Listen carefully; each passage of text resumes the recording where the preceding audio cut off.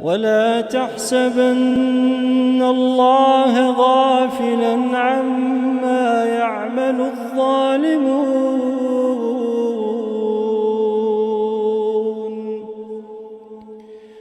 ولا تحسبن الله غافلا عما يعمل الظالمون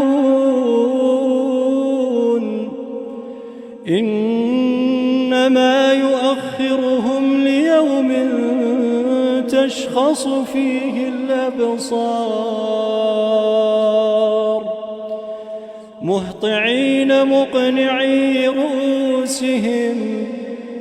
لا يرتد إليهم طرفهم وأفئدتهم هواء وأنذر الناس يوم يأتيهم العذاب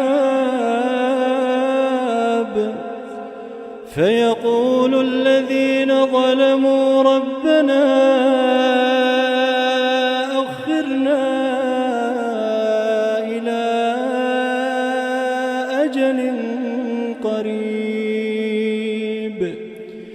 نجب دعوتك ونتبع الرسل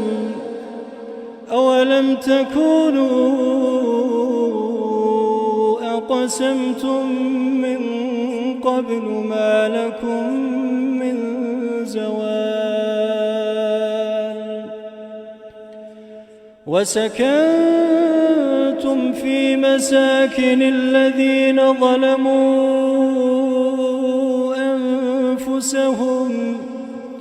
وتبين لكم كيف فعلنا بهم وضربنا لكم الأمثال وقد مكروا مكرهم وعند الله مكرهم وإن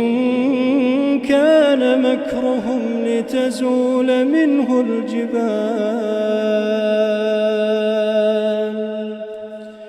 فلا تحسبن الله مخلف وعده رسله إن الله عزيز ذو انتقام إن الله عزيز ذو انتقام يوم تبدل الأرض غير الأرض والسماء